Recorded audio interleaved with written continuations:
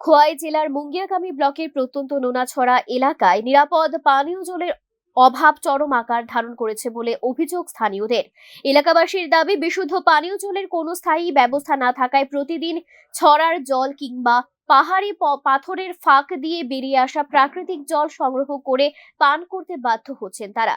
বর্ষাকালে সেই জল আরো ঘোলা ও দূষিত হয়ে পড়লেও বিকল্প না থাকায় সেটি ব্যবহার করতে হচ্ছে। স্থানীয়দের অভিযোগ, দীর্ঘদিন ধরে এই অপরিশোধিত জল ব্যবহারের ফলে ডায়রিয়া সহ বিভিন্ন জলবাহিত রোগের ঝুঁকি বেড়েছে। বহুবার প্রশাসনের দৃষ্টি আকর্ষণ করা হলেও এখনো পর্যন্ত নিরাপদ পানীয় জলের স্থায়ী সমাধান মেলেনি বলে দাবি তাদের। নোনাছড়ার বাসিন্দাদের একটাই দাবি, অবিলম্বে নিরাপদ পানীয় জলের স্থায়ী ব্যবস্থা, নতুন জল প্রকল্পের বাস্তবায়ন এবং নিয়মিত স্বাস্থ্য পরিষেবা নিশ্চিত করা হোক। ছড়া এটা কি জল? নোনা জল ছড়ার জল। হ্যাঁ, ছড়া জল। এই জলই আপনারা খাই, আর পাইতো না তো জল, আর জল নাই। আর জল নাই। অসুখ হয়নি? রোগ তো পাই,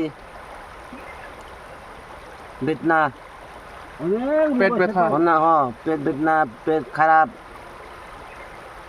এই মতো এটা খাইলে এই বেদনা হয়। কি নাম আপনার? আমি নন্দদান মৌসুম।